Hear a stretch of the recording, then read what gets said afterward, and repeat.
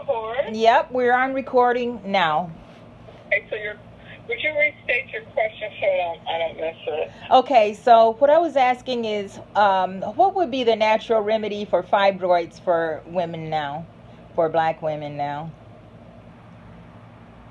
It's so many cases that are coming up. And I'd also like to know, how do you think it's coming about? Could it be hair products? Fibroids is an issue that's been very common among black women for decades. This is not a new issue. I'm not aware of the latest statistics, but I know this is something that's been an ongoing issue for decades, dating back for me to the beginning of my medical education.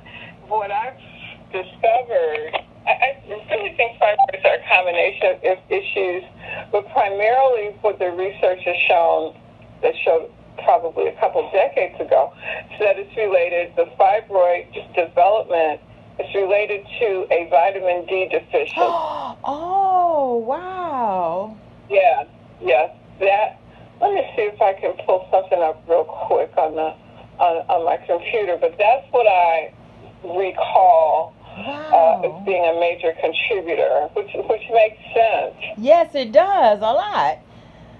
Yeah. And vitamin D is something that black women are plagued with a lot. So yeah.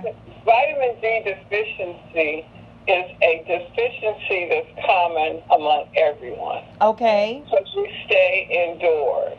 Ah. That's the problem. No one, I should say, the vast majority of Americans don't get enough sunshine. Wow. This is a very common issue. It is more significant and more severe among African Americans in general because of our dark complexion, our melanated skin. So we are more likely to have it more often and to have more severe deficiency, which, for example, is our vitamin D deficiency, as well as our predisposition to those illnesses that put people at greater risk of COVID. It's a major factor. It's a major factor in every chronic disease, from high blood pressure, heart disease, cancer, diabetes, asthma, bowel disease. The vast majority of these chronic diseases have a vitamin D deficiency. Wow. Yeah, as a component. Wow, I didn't know that. So today, currently, doctors routinely check their patients' vitamin D levels. All patients. It's part of the routine laboratory test that we do during the annual physical examination. And I mean, I've treated my patients come from a vast, from many different ethnic groups, and vitamin D deficiency was very, very common. Wow. Yes. So you would suggest we go outside more. Is there anything that you feel that we could eat? Because with eating vegetables, the ground, I mean, you can never be sure that you're getting all the vitamins and nutrients from whatever you're eating, can you? No, you can't. That's definitely true in terms of the foods that we eat today in the United States. Vitamin D is most closely linked to milk because it's fortified, added to milk, but they don't give enough. So taking vitamin D supplements and getting sunshine, even though people are afraid to do so because they've been told they'll get cancer, and there's a bigger picture to that story as well. But vitamin D supplementation is very important. I mean, I've been doing it myself for many years, and once I started doing it consistently, I have not had a cold since 2016. Wow. No, when I started doing it consistently after I had a really bad case of the flu, it stopped and this is why we have flu season, because of vitamin D deficiency. Our vitamin D levels, even when they're low, they drop lowest during the wintertime. And that's why we have a flu season, which can be easily managed and interrupted with taking adequate amounts of vitamin D. What supplementation would you advise for people to start on?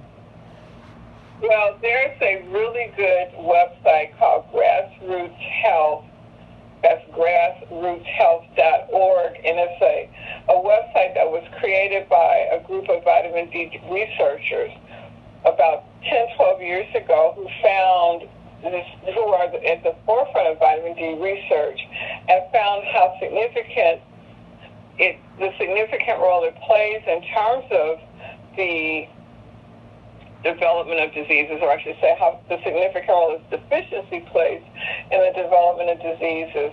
So instead of going through the normal channels of reporting their findings at scientific meetings and hoping the press would pick up on this information, they took it upon themselves to create this website to share this very important information with the public. And what they recommend, which is a much higher amount in comparison to the RDA, that's the minimum daily requirement, which is 400 international units, which is really a drop in the bucket. Right. They recommend a minimum of 5,000 units a day for international units a day for adults, and that's what I recommend to my patients. Wow, interesting. 5,000 units. I can't tell you. When I was in medical school, we were told that vitamin D only played a role in terms of bone functioning, bone metabolism.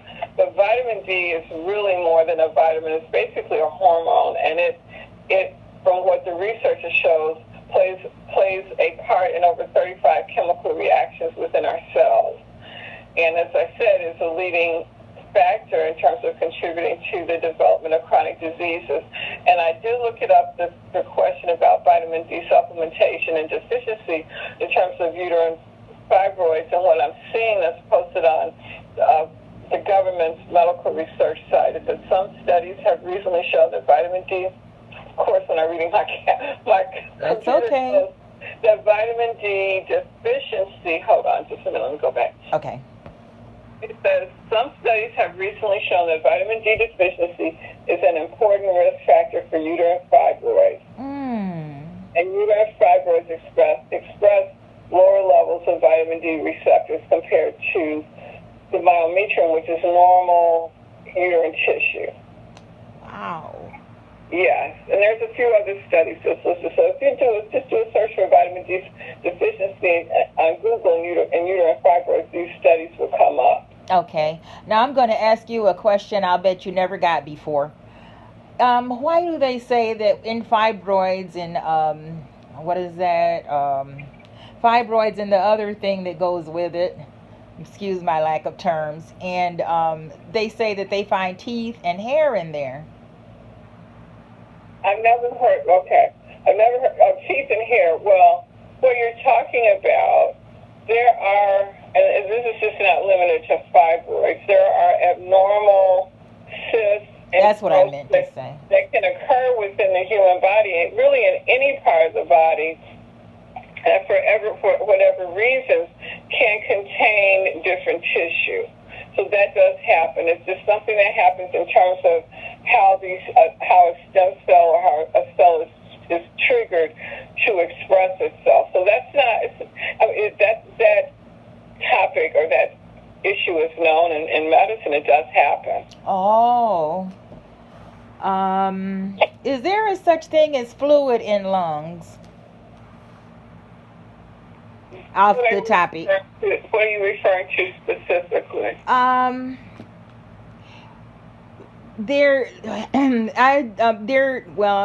Somebody I know says that they could feel fluid in their chest, and they think it's in their lungs.